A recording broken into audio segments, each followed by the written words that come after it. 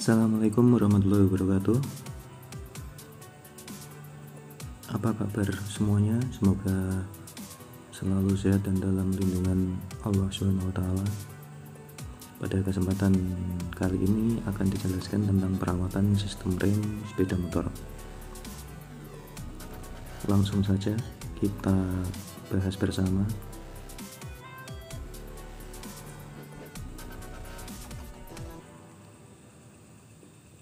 Pemeliharaan sistem rem itu banyak macamnya. Yang pertama, pemeriksaan visual sistem rem hidrolik, yaitu minyak hidrolik pada master silinder kurang atau di bawah batas minimal.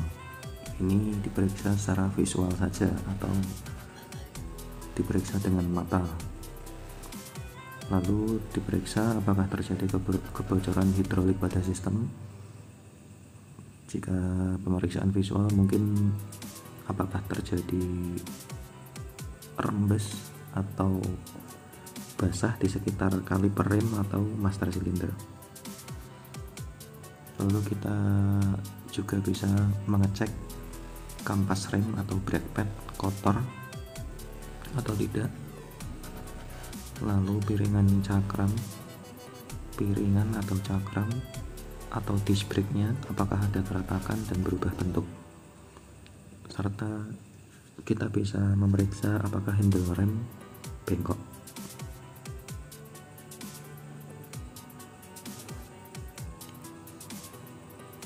Lalu ada pemeriksaan efektivitas rem. Yang pertama, posisikan motor pada standar tengah.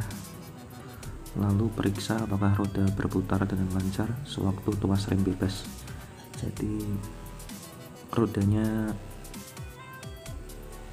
tidak seperti berputar langsung berhenti seperti ada yang rem. Kan biasanya tanpa tuas rem kita tekan, kampas rem sudah bersinggungan dengan cakram sehingga membuat putaran roda tidak bebas.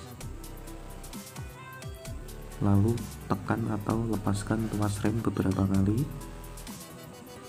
untuk mengecek kinerja tuas rem. Setelah tuas rem ditekan atau dilepas beberapa kali, periksa lagi apakah roda berputar dengan lancar sewaktu tuas rem bebas. Ulangi kegiatan tersebut atau langkah 1-4 ini dan pastikan rem bekerja dengan baik.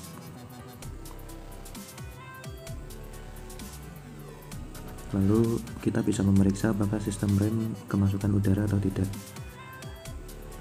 Jika ada udara palsu, akan terasa tidak ada tekanan ketika tuas rem ditekan. Jadi seperti ngeblong gitu ya.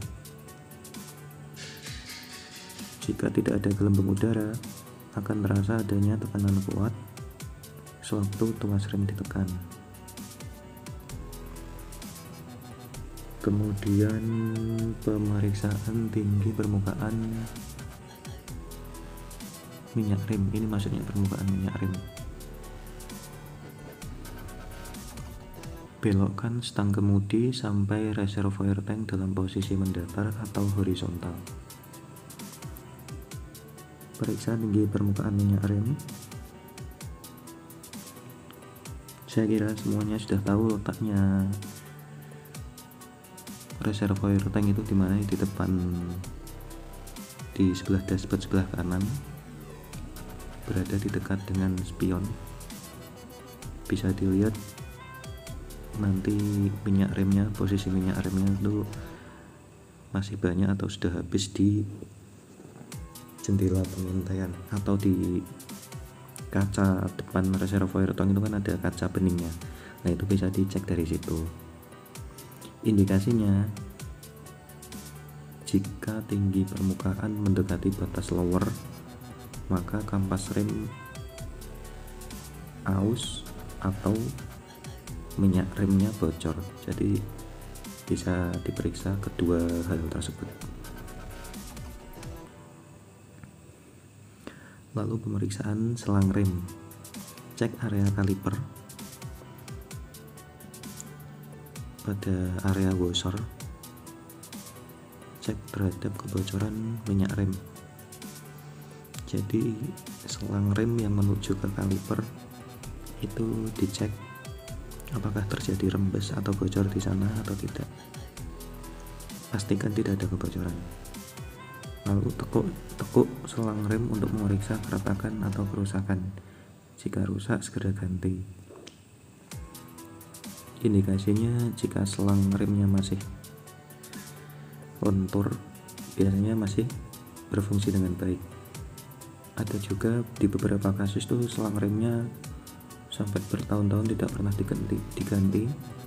Mungkin tidak ada kebocoran, tapi jika ditekuk sedikit saja, jika sudah kaku biasanya akan retak atau rusak. Jadi jangan lupa untuk selalu memeriksa selang rem. Selanjutnya kita bahas pembongkaran dan pemasangan rem hidrolik. Yang pertama, lepaskan penutup pin pada pin kampas rem dari kaliper. Lalu longgarkan pin kampas rem, lepaskan baut-baut pemasangan kaliper dan lepaskan kaliper dari cakram atau garpu depan. Tekan kaliper penuh ke dalam untuk memperoleh ruangan untuk pemasangan kampas rem yang baru.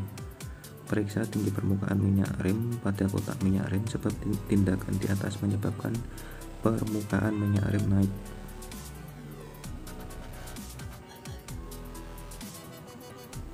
Jadi sebelum piston kalipernya ditekan ke dalam untuk memasang kampas rem baru, dicek dulu tinggi permukaan di reservoir tank. Terus nanti pas piston kalipernya ditekan, dilihat juga di reservoir tank apakah permukaan minyak rem naik. Itu ya.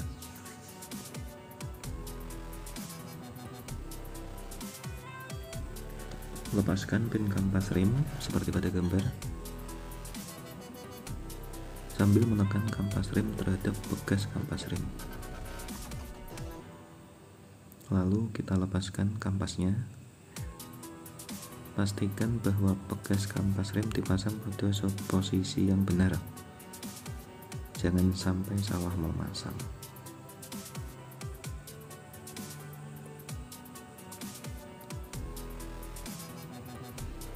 Lalu kita pasang kampas yang baru. Lalu pinnya dipasang lagi sambil menekan kampas terhadap bekas kampas. Ditekan, ya ditahan gitu. Hal yang perlu diperhatikan saat jeda antara melepas kampas yang lama dan memasang kampas yang baru, usahakan jangan memainkan tuas rem depan karena akan menyebabkan piston terdorong keluar. Nah, itu untuk mengembalikan posisi piston masuk itu agak susah. Jadi usahakan tidak memainkan tuas rem agar kampas rem baru saat pemasangan menjadi mudah. Lalu pasang kaliper pada garpu sehingga posisi cakram rem berada di antara kampas rem. Hati-hati jangan sampai merusak kampas. Lalu kencangkan baut-baut pemasangan kaliper. Torsinya 2,7 kg. Pin kampasnya 1,8 kg. Dan pasang penutup pin kampas dan kencangkan torsi 0,3 kg. Torsi-torsi ini sebenarnya tidak terlalu kencang, sehingga kita kencangkan secukupnya saja, jangan terlalu kencang-kencang. Apalagi kita mengencangkannya dari kunci lalu ditambah dengan pipa. Itu tidak dianjurkan karena nanti akan susah saat kita melepas kembali. Malah bisa mengakibatkan baut-baut ini rusak atau dol. Selanjutnya pemeriksaan keausan pada kampas atau brake pad. Keausan brake pad ditunjukkan oleh indikator batas keausan pada brake pad berupa alur pada brake pad. Bisa dilihat pada gambar, ada alur-alurnya. Permukaan brake pad yang kotor karena debu dapat digunakan kembali setelah dibersihkan dengan cara diamplas sedikit saja untuk menghilangkan minyak. Jangan diamplas sampai rata dan lama. Ini pertama yang perlu diperhatikan. Yang pertama, alur pada brake pad itu hanya menunjukkan indikator batas keausan. Jadi kalau melakukan pengecekan ketebalan kampas rem, itu yang diukur dari permukaan kampas sampai dasar kampasnya yang besi itu, bukan diperiksa di alurnya. Alurnya itu hanya menunjukkan indikator batas keausan. Jadi mengukurnya dari pinggir, bukan di alurnya itu, untuk mengukur ketebalan kampas rem. Itu yang perlu diperhatikan. Lalu untuk mengamplas kampas rem, sebenarnya cukup diamplas sedikit saja untuk menghilangkan minyak, karena kerja kampas dengan cakram itu menghasilkan kotoran dan minyak, walaupun dalam jumlah yang sedikit ya. Dan yang perlu diperhatikan, jangan diamplas sampai rata dan lama, karena percuma, malah nanti bisa mengakibatkan kampas semakin tipis, malah nanti untuk penggantian kampas jadi lebih cepat. Lalu untuk SOP atau K3 yang perlu diperhatikan, jangan menggunakan tekanan udara atau sikat kering untuk membersihkan rem, karena debu rem itu sendiri mengandung partikel-partikel yang berbahaya bagi kesehatan. Langkah yang benar sebenarnya, ketika kampas akan dibersihkan, setelah dilepas, dicuci saja dengan air sabun agar kotoran-kotorannya larut, lalu bilas dengan air bersih, lalu dikeringkan. Setelah kering, baru dibersihkan dengan udara bertekanan. Pastikan sudah bersih dan kering, karena kalau kotor langsung disemprot dengan tekanan udara, itu sebenarnya berbahaya, apalagi jika terhirup oleh tubuh kita, karena kampas rem ini bahannya mengandung asbes dan bentuk-bentuk dari partikel asbes itu sendiri sangat kecil dan berbentuk seperti pancing.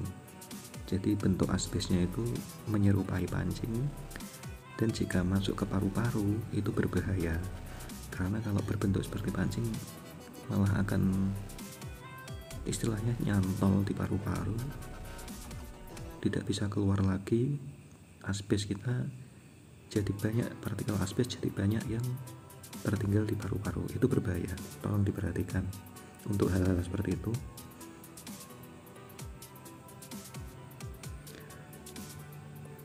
Lalu untuk penggantian brake pad atau penggantian kampas rem, jika ketebalan kampas kurang dari batas servis, maka segera lakukan penggantian. Dan jika permukaan gesek atau kontak surface brake pad sudah terkena oli atau grease, sebaiknya dilakukan penggantian, karena oli atau grease itu stempel atau pelumas padat. Jika oli atau grease ini sudah terkena kampas, maka akan meresap ke kampas itu sehingga mengurangi fungsi kampas itu sendiri untuk melakukan pengereman. Jadi sebaiknya dilakukan penggantian. Lalu pemeriksaan kondisi cakram. Periksa cakram terhadap adanya kerusakan atau keretakan secara visual. Ukur ketebalan cakram pada beberapa titik. Batas servisnya 3,5 mm pada Honda Revo. Mengukurnya menggunakan mikrometer ya. Lalu kita juga bisa memeriksa keolengan cakram dengan terlebih dahulu memastikan bahwa piring roda normal Apabila keolengan cakram melebihi limit, cakram harus diganti. Batas servisnya 0,30 mm. Jadi cek dulu keolengannya, roda depannya diangkat lalu diputar, pastikan tidak ada oleng, rodanya tidak oleng. Lalu setelah itu kita cek keolengan cakramnya menggunakan dial gauge. Jika tidak melebihi batas servis yaitu 0,30, berarti masih layak untuk dipakai. Yang perlu diperhatikan juga, cakramnya pastikan kondisi cakram juga masih bagus, masih rata, karena di beberapa kejadian juga banyak pemilik sepeda motor yang lupa mengganti kampas rem sehingga kampasnya sudah habis, sehingga bukan kampas ketemu cakram, tapi dasarnya kampas rem ketemu cakram. Dasarnya kampas rem itu kan besi, cakram besi. Nah kalau besi ketemu besi itu nanti cakramnya bisa cenderung cekung ke dalam. Nah kalau sudah cekung ke dalam, nanti saat penggantian kampas rem yang baru kampasnya belum sampai habis, nanti tidak bisa menggigit cakramnya, jadi atau istilahnya itu pengeremannya tidak bisa maksimal. Jadi hal-hal seperti ini tolong diperhatikan. Pengecekan kampas rem secara berkala itu penting sekali. Lalu pemeriksaan kondisi kaliper, periksa silinder kaliper dan piston terhadap adanya gerusan atau kerusakan lain. Pengecekannya bisa itu ya, menggunakan silinder bore gauge untuk kalipernya, diameter dalamnya. Lalu pistonnya bisa diukur standarnya menggunakan mikrometer.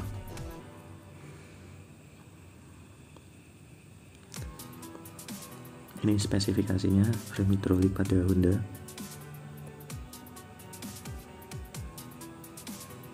Lalu untuk pembuangan udara palsu atau bleeding, lakukan pengecekan minyak rem, harus berada pada garis antara upper dan lower. Ini tangki reservoirnya.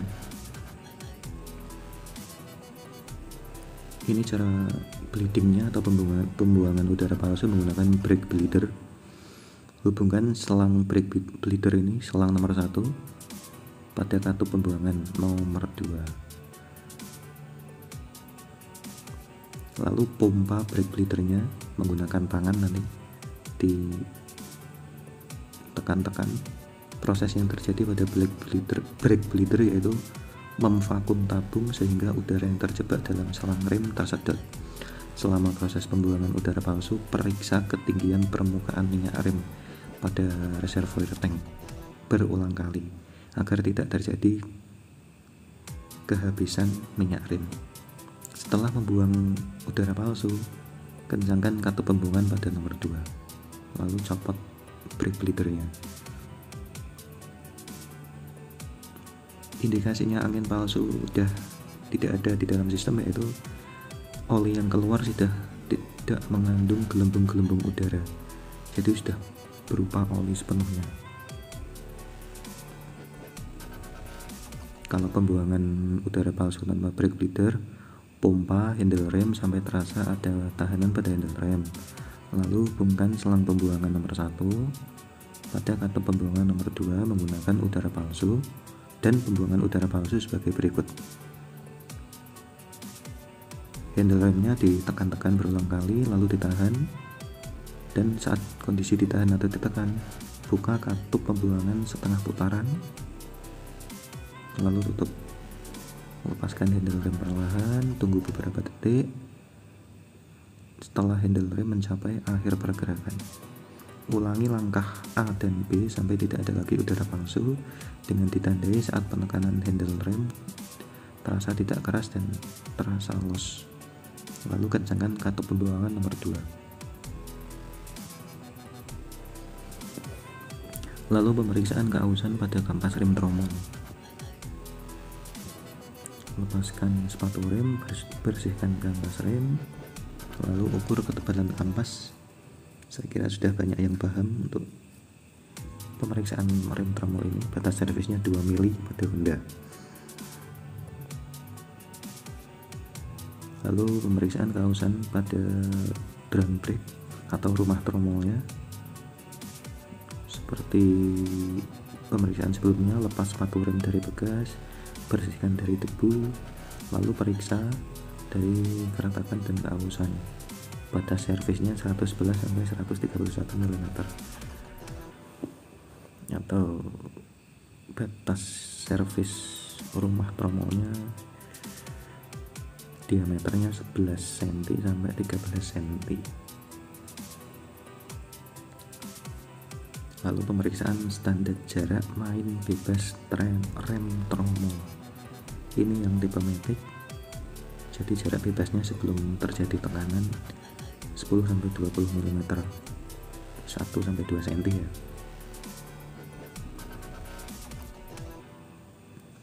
Dan pada tipe cup atau sport dengan rem belakang tromol itu jarak bebasnya pedal rem pada kakinya 2 sampai 3 cm, 20 sampai 30 mm.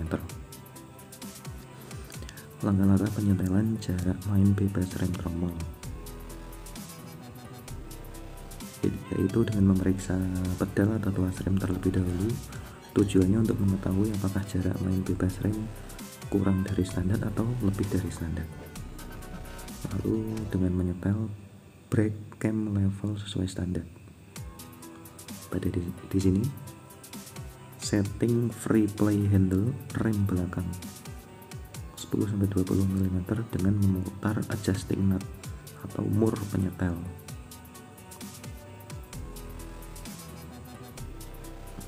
Ini pada tipe sport rem belakang tromol. Ini cara menyetel. Saya kira jika menyetel bagian belakang ini sudah banyak yang pernah melakukan. Yang benar, bagian melengkungnya harus pas, seperti itu, jangan sampai salah. Saya kira sudah paham semua ya. Terima kasih.